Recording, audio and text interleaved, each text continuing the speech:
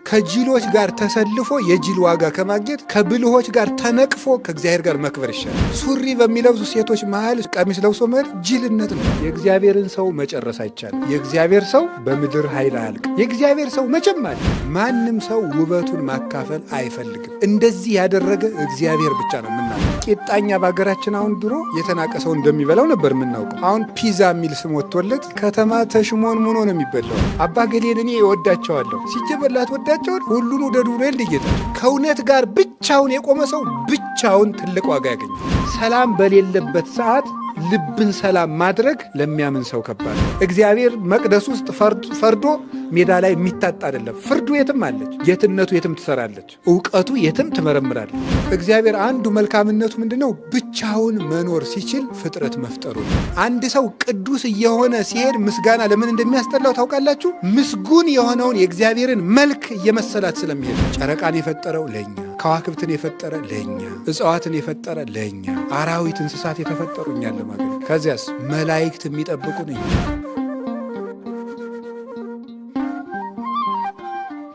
በክርስትና ሃይማኖት ትልቁ ከባድ ነገር ምንድነው? ብቻን መቆም። የሚያሸልምስ ምንድነው? ብቻን መቆም። ሰዎች ድግስ ተዘጋጁ፣ ሴርሞኒ፣ ሁሉ ሰው ሲደነቅን ይህ ነገር ሰዎች ይስቁብኝ፣ እኔም አንገቴን አስመትቼ ልውጣ የሚያሰኝ ነገር ይመጣል። እዚህ ብቻን መቆም ነው። ሰው ሁሉ እስክስታ ስለወረደ የግድ መንቀጥቀጥ የለብም። ከሳቁም ይሳቁብ። አቡነ ዘበሰማያት ብለው በማይበሉ ሰዎች መሃል አቡነ ዘበሰማያት መድገም አሁን ምንድን ነው? ገድሉ ነው። እጨጌ እስኪ ይበሉ ይላል። ለማሸማቀቅ ነው እንደዛ የሚለው። ሱሪ በሚለብሱ ሴቶች መሃል ቀሚስ ለብሶ መሄድ ጅልነት ነው። እንዴት እናድርግ? ጓደኞቻችን እንደ ጅል እየቆጠሩ ነው። ይቁጠራ። ከእግዚአብሔር ጋር መቆም አይሻልም? ከጅሎች ጋር ተሰልፎ የጅል ዋጋ ከማግኘት ከብልሆች ጋር ተነቅፎ ከእግዚአብሔር ጋር መክበር ይሻላል። እግዚአብሔር ነዋ ክብር። ሰዎች ያከበሩትን ነገር ይንቁት። ዛሬ አምና ያከበሩትን ዘንድሮ ይንቁታል። ይታወቃል። ኢትዮጵያ ውስጥ በረባሶ የሚባል ጫማ ታውቃላችሁ? የመኪናው ጎማ ማለት ነው። የመኪናው ጎማ በጫማ ምስማር ደግሞ የሚባል አለ። ጫማ ምስማርም ራሱ በዚያ ጫማ ምክንያት የመጣ ነው የሚመስለኝ። በዚያ በምስማር ተመቶ ሰውያን አድርጎ ይሄዳል እና 3 ብር ነበር የሚሸጥ እኔ ሳውቀው፣ ብር ከ50 ነበር። በ2000 ዓመተ ምህረት ይመስለኛል። እርግጠኛ ነኝ ወይ አንድ ዘፋኝ ለብሶ ተዘፍኗል። በጣም ብዙ ውድ ዋጋው ነው። በሚሊኒየሙ ፋሽኑ ነው። ሰው ሁሉ ነጠላ ጫማ የከተማ ልጁ ላይ እያደረገ ሲጃጃል ነበር። መልሶ ደግሞ ይንቀዋል ሰው። የሰው ልጅ አይምሮ ተለዋዋጭ ስለሆነ ሰው ያከበረው ነገር ትልቅ አይደለም። ተለዋዋጭ ነው የሰው ልጅ። አምና በተደሰትንበት ነገር ዘንድሮ አይደሰትም። ቂጣኛ በሀገራችን አሁን ድሮ የተናቀ ሰው እንደሚበላው ነበር የምናውቀው። ምን ቂጣ ትጠፈጥፋለች ማለት የሴት ስድብ ነበር። አሁን ፒዛ የሚል ስም ወጥቶለት ከተማ ተሽሞን ሙኖ ነው የሚበላው። አሁን ቂጣ ነው እኮ ግን ምንም ሰላጣ ምናምን የተቀባ ቂጣ ነው። የሆነ ነገር ተጨመረበት ነው እና ቂጣ ስሟን ቀይራ ሆቴል ውስጥ ተከብራ ትሸጣለች። የሰው ልጅ ጭንቅላት ወረተኛነት እኮ ነው የሚያሳየው። እንዲሁ እኮ ግሮም እኮ እኔ ቂጣ ምን ጨነቀ ብዬ ነው በውድ ምገዛው። ፈልግ ቤቴ ያስጋግሬ በብረት ምጣድ በበርበሬ ያስቀብቻ አልበላም። ሽንኩርት ምናምን ከሆነ ከትፌ ጨምርበታለሁ። እንዲሁ ሰው ምን አብዶ ነው እዚያ ውድ ብር ገዝቶ የሚበላ? እንዲሁ እኮ ግርም ነው የሚያደርገው። ይኸው ሰው ጭንቅላቱ ተለዋዋጭ መሆኑ የምታዩት ለዚህ ይህ የሰው ልጅ ወረተኛነት ነው። እና ሰዎች ወረተኛ ስለሆኑ ሰዎች ላጨበጨቡለት ነገር ዘመን ትከቱልታል ተብሎ ሂዶ መግዛት፣ ሂዶ መሸጥ፣ ሂዶ መሰለፍ፣ አብሮ ማጨብጨብ፣ የሆይ ሆይታ እምነቱ ሆይ ሆይታ፣ ምን ስብሰባው ሆይ ሆይታ። አባ ገሌን እኔ እወዳቸዋለሁ ሲጀበላት ወዳቸውን ሁሉን ወደ ዱሬ እንዲጌታ። ምእመንነትና ደጋፊነት ልዩነት አላቸው። ደጋፊ አጨብጫቢ ነው። ምእመንሳ ጸዳቂ ነው። ምእመን የሚጸድቅ ነው። የሚያጸድቀውን እየፈለገ የሚሰራ ነው። ምእመን ደጋፊ አይደለም። ተከታይነትና ምእመንነት የተለያዩ ነገሮች ናቸው። ሰባኪው የራሱ ተከታይ ያለው፣ መነኩሴው የራሱ ተከታይ ያለው፣ ጳጳሱም የራሱ ተከታይ ያለው ዳርጎ የሚያደራጀው። እንደዚያ ሲሆን ታዲያ ምንድን ነው? ብቻን መቆም። ከማን ጋር? ከእውነት ጋር ነው። ዮሐንስ ወንጌላዊ ጌታ ሁሉ ይሰቀል የሚል ቄስ ሁሉ ተሰብስቦ የኢየሩሳሌም ቄስ ሁሉ ጌታን ሲቸነክር ከእውነት ጋር የቆመ አንድ ሰው ነበር የምታዩት። እሱ ማን ነው? ዮሐንስ። ከእውነት ጋር አንድ ሰው ቁሞ ነው። ከውሸት ጋር ህዝቡ ሁሉ ቁሞ ነበር። አንድ ሰው ከእውነት ጋር ቁሞ አይደል? ለዚያ አንድ ሰው ነው ሰማያዊ ሽልማት የተሰጠው። ያቺ ሽልማት ማን ናት? እመቤታችን። ከእውነት ጋር ብቻውን የቆመ ሰው ብቻውን ትልቅ ዋጋ ያገኛል። ብቻውን። ያ እውነተኛ ሰው የተቀበለው በረከት ደግሞ ለሁሉ ይተርፋል። ቅዱስ ዮሐንስ እነኋት እናትህ ተብሎ ስለተቀበለ ነው ድንግል ማርያም ለእኛም እናታችን የሆነች። ይሄንን የሚገኘው ብቻን ማውቀው። ሰው ሁሉ የፈለገውን ሊል ይችላል። እውነት ከሆነው ከመሰለን እውነት ጋር አይደለም፣ እግዚአብሔር ከገለጠ እውነት ጋር ብቻችንም ቢሆን መቆም መልመድ አለብን። ይሄን በቤተሰብ መሀል እንለማመደዋለን። በጓደኛ መሀል እንለማመድ። ጓደኛ እንዲህ ሳይሆን ጓደኛዬ ነው ምን ላድርግ የሚባል ነገር የለም። ጓደኛ ነገ አይቆምልህም በክርስቶስ ቤት። ምድር አደራዋን በመለሰች ጊዜ ያን ጊዜ እናትም ልጇን አታድንም። ጓደኛ አይደለም ጓደኛ እንዲህ አድርጎኝ ጓደኛዬን እንዳይከፋው ብዬ አይባልም። የዛን ጊዜ ይሄ መልስ አይደለም። ብቻን መቆም ከማን ጋር እና ብቸኝነትን ደግሞ እንደ ደስታ ቆጥሮ ምን ማድረግ ነው? ማመስገን። ኤርምያስ ስለ እግዚአብሔር መልካምነት የሚያስተምረን ይሄ ነው። ብቻውን ሆኖ ዘመድ የለም። እንዲያው ሰው እንኳን መጥቶ ቢደበድበው የሚጮህበት ዳኛም የለም። ቤተ መቅደስ ዶ እንኳን እንዳይጸልይ ቤተ መቅደስም የለም። የሚጠጋበት ጎጆ የለም። የሀገሩን ቤት በሙሉ ባቢሎናውያን አቃጥለውት ነው። ብቻውን ማለት ምንም ማንም ሳይኖረው ማለት ምንም የለውም ሀብት፣ ማንም የለውም ሰው ብቻውን ቆሞ እግዚአብሔር ይመስገን ባይኖረንም ምንም ዘርም ባያፈራ በለስም ባታፈራ በጎችም አንበላም ቢሉ በጎቹም አንበላም አሉ ያለውን እምተበልኦ ብለው ሊቃውንቱ አቅንተውታል። በጎችም አንበላም አሉ። በጎችም ቢጠፉ ከብቶችም ቢጠፉ በለስም ባታፈራ ዘይትም ቅባቷን ባትሰጥ ግን እግዚአብሔር ስላለን በሉ እግዚአብሔር ይመስገን በሉ። ቅዱስ ጳውሎስ እናንተ የፊልጵስዩስ ሰዎች ባለፈው ታስሬ ሳለ ገንዘብ አዋታችሁ ስለላካችሁልኝ ደግ አደረጋችሁ፣ በመከራዬም ተሳትፋችኋል አለና ምን አለ መሰላችሁ? ነገር ግን እንደዚህ ስላችሁ ጊዜ እንዳትታበዩ ያለኝ እንደሚበቃኝ አውቃለሁና። ሊቃውንቱ ትርጓሜያቸው ላይ ጳውሎስ ምን አለውና እንዲህ የሚል ሃይማኖቱ ጳውሎስ ያለኝ ይበቃኛል የሚል ምን ኖሮት ነው? ሃይማኖቱ አለው፣ እግዚአብሔር አለው።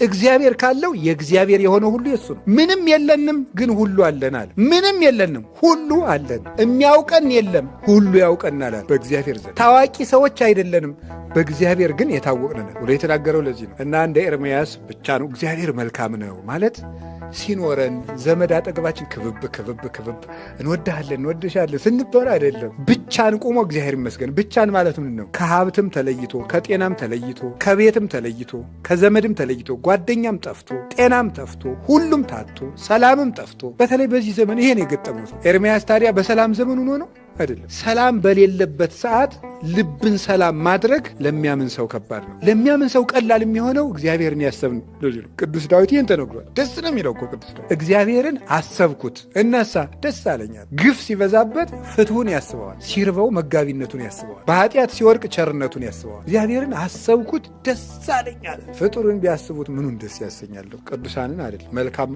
እንደሱ መልካም ይሆነዋል። እግዚአብሔር መልካም ነው። ዛሬ ወስዶ በስደት ሀገር ተንከባክቦ ከሄዱበት ሀገር እንደገና ሰላም ሰጥቶ እንደገና ደግሞ ከተማረኩበት ሀገር ውስጥ አስከብሮ 3 ደቂቅን የሚያሉ ጀግኖች ደግሞ አስመጣ። ጎበዝ። የእግዚአብሔርን ሰው መጨረስ አይቻልም። የእግዚአብሔር ሰው በምድር ኃይል አያልቅም። የእግዚአብሔር ሰው መቼም አለ።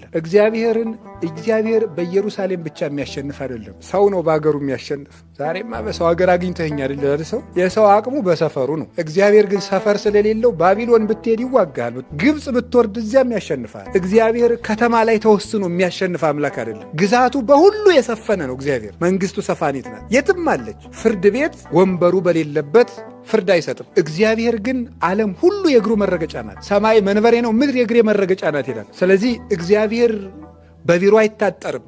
እግዚአብሔር በወንበር አይቀመጥም። እግዚአብሔር በአዳራሽ አይወሰንም። እግዚአብሔር ሰው በሰራው በጭቃ በጨፈቃ ባነጸው ቤት ውስጥ ተኮድኩዶ የሚቀመጥ አይደለም። እግዚአብሔር መቅደስ ውስጥ ፈርዶ ሜዳ ላይ የሚታጣ አይደለም። ፍርዱ የትም አለች፣ ጌትነቱ የትም ትሰራለች፣ እውቀቱ የትም ትመረምራለች፣ አይኑ የትም ይመለከታል። ምድርን ይመለከታታል፣ ትንቀጠቀጣለች። እጁን ሳይዘረጋ ተራሮቹን ይዳስሳቸዋል፣ እንደ ቅቤ ይቀልጣል። ክንዱ አይደክምም አይታጠፍም። እሱም ስሙ እግዚአብሔር ነው። እዚያ ውስጥ ዳንኤልን አስነሳው። ህልም እየተረጎመ 3 ደቂቅን አስነሳቸው። እሳት እያጠፉ ዳንኤልን አስነሳው። የአንበሳ አፍ እየዘጋ ከዚያስ እንግዲህ እስራኤላውያን ሰውም አልቋል፣ የቤተ መንግሥት ሰዎችም አልቀዋል። ማን ወስዷቸው መቅደሱን ይሰሩታል? ማን አደራጅቷቸው ነፃነት ያመጣሉ ሲባሉ እግዚአብሔር መሳሪያ አላደራጀ፣ ፈረስ አላሰለጠነ፣ ብረት አልሳለ።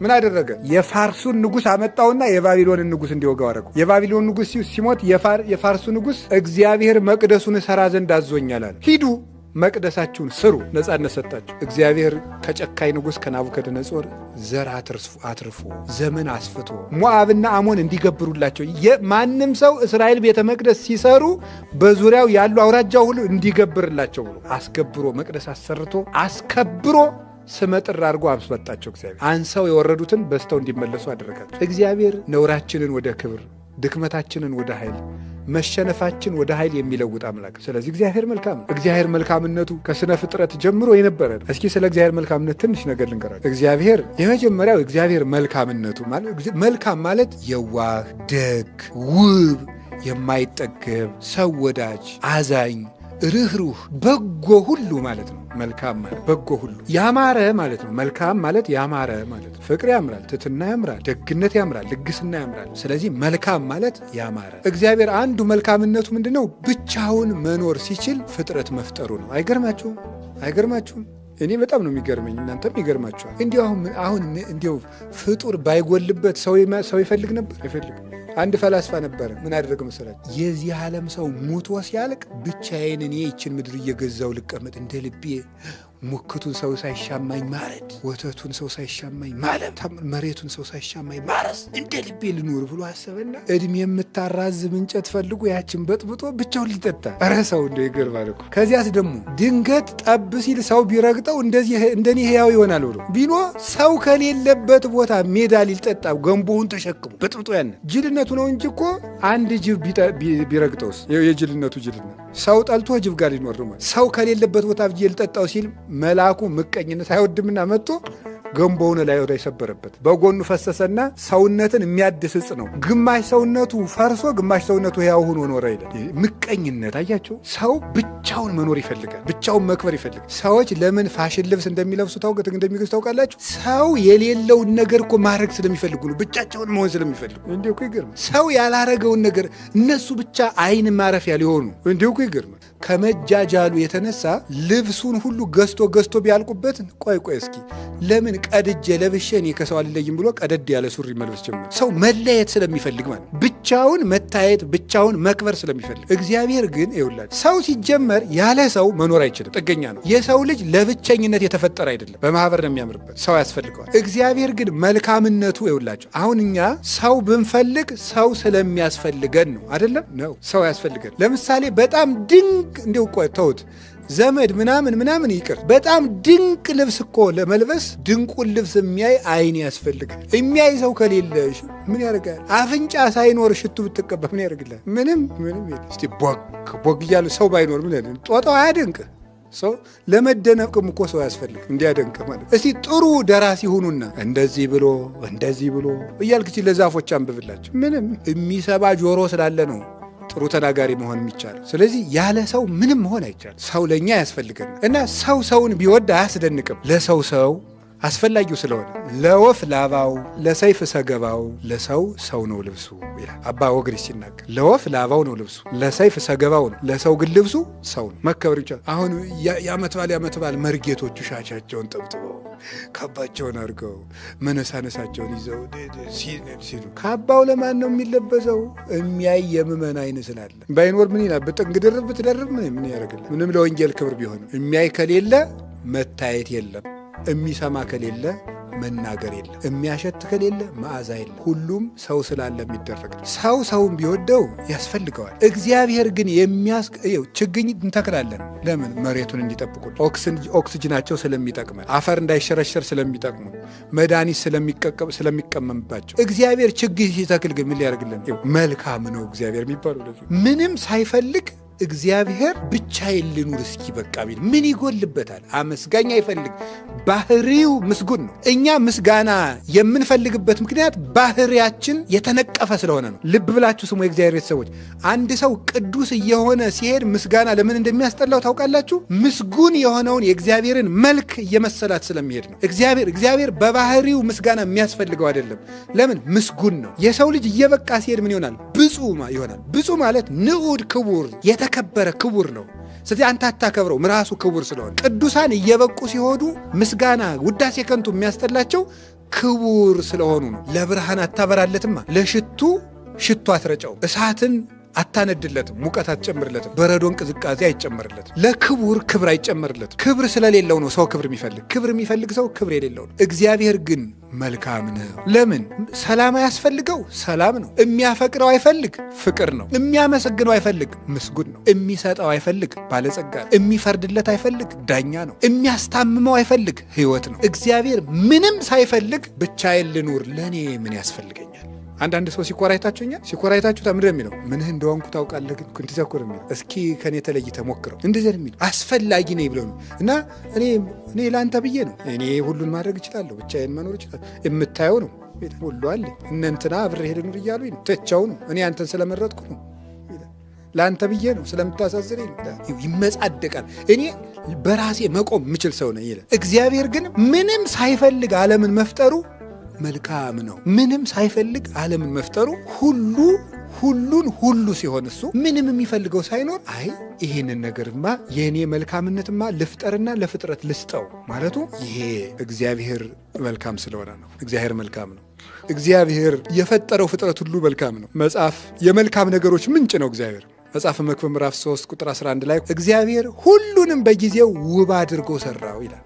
እግዚአብሔር የመልካም ነገሮችን ሁሉ የፈጠረ ነው። መልካሙ ሁሉ የእግዚአብሔር ነው፣ ክፉ ሁሉ የዲያብሎስ። እግዚአብሔር መልካም ነው። በመልካምነቱ ነው መልካም ነገሮችን የፈጠራቸው። ፍጥረት የመልካምነቱ ምንጭ ነው። ከዚያ ውስጥ መካከል ለሰው ልጅ ያደረገው የፍጥረት እንክብካቤ፣ በፍጥረት ጊዜ ለጥቃቅን እንስሳት የሰጣቸው ጥበብ፣ ለቀበሮ ብልህነትን፣ ለርግብ ደግነትን፣ ከጠላቶቻቸው እንዴት እንደሚያመልጡበትን ነገር፣ ለሚዳቆ ፍጥነትን ሰጥቷታል። ፍጥነትን ባይሰጣት አንበሳን ሩጣ አታመልጠውም። ላይጥ ጉድጓድ በቆፈርን ሰጥቷታል። ባይሰጣት ከድመት እንዴት ብላ ታመልጥ ነበር? ጉድጓዷን ቆፍራ እኮ ነው። እንዲሁም የገጠሩ ሰው ሲተርት እኛም አውቀናል፣ ጉድጓድ ምሰናል አለች ነው የሚባለው። ጉድጓዷ ሆና እኮ ነው ድመት ላይ የምትቀልደው እያለች ያርጋቸው። አይጥን የሚጠብቅ አምላክ አይገርማችሁም? ይህ እኮ መልካም ጉድጓድ መቆፈርን ማለት ዩኒቨርሲቲ ነው የተመረቀችው። እግዚአብሔር እኮ ነው ያስተማራት። አይጥ እንዴት እንደምትጠበቅ የሚያስብ እንደሱ ያለ መልካም ምናል። እውነት እኮ ነግራችሁ ሰውን ቢጠብቅ አይደንቀኝም። አይጥ ሆይ ጉድጓድሽን ቆፍረሽ ድመት ስትመጣብሽ አምልጭ ብሎ ጥበብ የሚሰጥ አምላክ እሱ እግዚአብሔር ነው። አሁን እዚህኛ ውዳሴ ማርያም ስናደርስ ማታ ከሰዓት በዚህ በዛፉ ላይ ጠልጠል የሚሉ የሆኑ እንደ ዛፍ ላይ የሚወጡ ነገሮች አሉ፣ እንደ ድመት የሚመስሉ። አሁን ለነሱ ደግሞ ምን የሰጣቸው ለምንድን ነው? እነ ውሻን እንዲያመልጡ ነው። ለነዚህ ዛፍ መውጣትን፣ ለወፎች እሳ መብረርን ቢሽከረከሩ ኑሮ እባቡ ተምዘግዝጎ ይወጣቸዋል። እባቡ ደግሞ መብረር አይችልም። ለወፎቹ መብረርን ሰጣቸው። እንዲህ ግርማል። ለፍልፈሉ ጉድጓድ በማስል ለሽኮኮዎቹ ዛፍ ውስጥ መሆኑን ለኤሊ ሰውነቷን ሽፋን አድርጎ ፍጥረትን ሁሉ አድርጎ የሚንከባከባቸው። አሁን እነዚህ ሁሉ ምን ሊያረጉለት ነው? እኔ እኮ የሚገርመኝ እኮ እሱ ነው። እንዲሁ ሌላው ይቅር፣ አይጥ እኮ የምታጠፈውን ጥፋት አሁን መጽሐፍ ቅዱስ ትበላለች። እሷ የራሱን መጽሐፍ ሰማይና ምድር ያልፋል ቃል አያልፍም ያለውን መጽሐፍ ሄዳ እየበላች እሷን ይጠብቃል። እንዲህ አይገርማችሁም? ለጉንዳን ጉልበትን ሰጥቶ ጥበባቸውን አድርጎ ክረምት እንደዚህ አድርጎ ክረምት በጋ ሸክፎ ክረምት እንዲህ አይምሮ የላቸው እንዴት አድርጎ ነው የሚመግባቸው? አንተ ሰነፍ እኔ ነገሌ አያስተምረኝም አትበል። የምትታበይ ከሆነ እግዚአብሔር እንኳን ሰውን ጉንዳንን መምህር አድርጎ ይሾምብሃል ብሎ ቅዱስ ዮሐንስ አፈወርቅ። ጉንዳን ለሰው ልጅ መምህር ነው። አንተ ታካች ሂድና ጥበብን ከገብረ ጉንዳን ተማር ብሏል ሰሎሞን። ምግባቸውን በበጋ ያከማቻል። አንበጣውን ስታዩት መሪነትን ከአንበጣ ተማሩ ተብለን ተነግሮናል። አንበጣ በምንድን ይመራ? በአንድ አውራ ነው የሚመራ። በአንድ ዝም ብሎ በመንጋው ነው የሚመራ። አይለያይ። በፉጨት በድምፅ እየተመሩ ይሄዳሉ አንበጦቹ። ይህ በክርስቶስ ቃል የሚመሩ አንድ የሚሆኑ ምዕመናን ናቸው። እነዚህ አንበጣ እንደ ንብ አውራ የለውም። ዝም ብሎ ምንድን ነው የሚሆነው? በድምፅ ነው የሚመራው። በመንጋ ሆነው በህብረት የሚኖሩ አለቃቸው ክርስቶስን ብቻ የሚያደርጉ የዚያ ምሳሌ ነው። የማይጠቅሙትን ፍጥረቶች መፍጠሩ፣ አይጡ፣ ጉርጡ፣ ቅንዱ። አሁን እንግዲህ ክረምት የማይፈላትል የለ። ያ ሁሉ መፍጠሩ እግዚአብሔር መልካም። ለሰው ልጅ ያደረገው እንክብካቤ፣ ፀሐይን የፈጠረለት ለማን ነው? ተናገሩ እንጂ ለሰው ነው። አዝመራውን ያበስሉለታል። ልጁስ የሚያድገው በምንድን ነው? የከተማ ልጅ ይሞቅ አይሞቅ እንጃ። ድሮ እናቶቻችን ገጠር ህፃኑን ልጅ ሆዱን ሁሉ ቅቤ ይወለውሉና ያሰጡታል። ይሞቃል። ጥሩ የሆነ ለሰስ ያለ ፀሐይ። ቅቤውን አላውቀውም ለምን እንደሚቀቡት። የእናቶች ሳይንስ እኮ ራሱ ገና ተጠንቶ አላለቀም። ቅቤ ቀብተው በደንብ አድርገው ፀሐይ ያሞቁታል። እንግዲህ እናቶች ባዮሎጂ አልተማሩ፣ ምን አልተማሩ፣ ቫይታሚን ዲ ዚና ያለ ምናምን አልተባሉ። ከእግዚአብሔር የተማሩ እናቶቻችን ፀሐዩ ልጁን ያሳድገዋል። ቫይታሚን ዲ ያስፈልገዋል። ይሄው ነው። አዝመራው በፀሐይ ይበስላል። ጨረቃን የፈጠረው ለኛ፣ ከዋክብትን የፈጠረ ለኛ፣ እጽዋትን የፈጠረ ለኛ፣ አራዊት እንስሳት የተፈጠሩ እኛን ለማገልገል። ከዚያስ መላእክት የሚጠብቁን እኛ። የመጨረሻ በአርአያው የፈጠረው ማን ነው? ሰው። ይሄ እግዚአብሔር መልካም። ማንም ሰው ውበቱን ማካፈል አይፈልግም። እንደዚህ ያደረገ እግዚአብሔር ብቻ ነው የምናውቀው። ማንም ሰው የኔን መልክ አንተ ያዝ ማለት አይፈልግም። ስናወራ እንኳን ምን ቢል ነው የሚሻለው? አንተ እኮ መልክ አለ ብንለው አንድ ሰው ምኔ ይላል። ማወቅ ይፈልጋል። እሱን መከረውን የሚያየው እሱን ራሱ ጆሮ ምናምን እንድንለው ይፈልጋል።